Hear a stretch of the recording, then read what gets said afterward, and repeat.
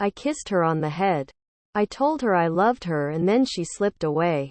Dame Deborah James's husband reveals touching final words to the £7 million bowel cancer campaigner.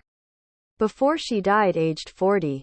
Husband Sebastian told his terminally ill wife he would look after the kids as she was on her deathbed and said she had an incredibly peaceful death. I kissed her on the head, he said in his first interview since she died in June.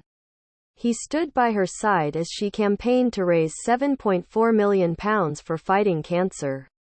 Dame Deborah James's husband Sebastian last night revealed he kissed his dying wife on the head and told her he loved her before she died of bowel cancer. Her last moments were spent holding the hands of her husband, who stood by her side as she campaigned to raise £7.4 million while battling against the illness to which she succumbed on June 28. I kissed her on the head, Sebastian told The Sun. I told her how much I loved her, that I would look after the kids, and the last thing I said to her was that I was so proud of her.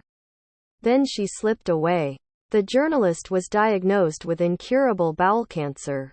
Going on to host You, Me and the Big C podcast on BBC Radio 5 Live about her struggles with her illness. Back in May, the mother of two was given just days to live. But Deborah fought her way through another 2 full months, defying the odds to spend her final weeks with her children and husband out of hospital. She had an incredibly peaceful death. Her husband added. People who didn't know Deb saw her getting weaker and weaker in those final weeks, he said. But mentally it was the opposite. Through battling the fires of adversity she got stronger, and in my eyes, it made her more and more radiant with every passing day. I've never loved her more. She knew what was happening to her, yet she was able to still find those magical moments.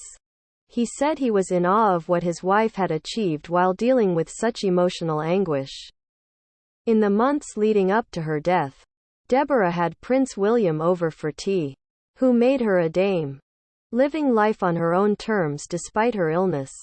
She designed charity T-shirts, a clothing line, to raise millions more for her Bowel Babe fund.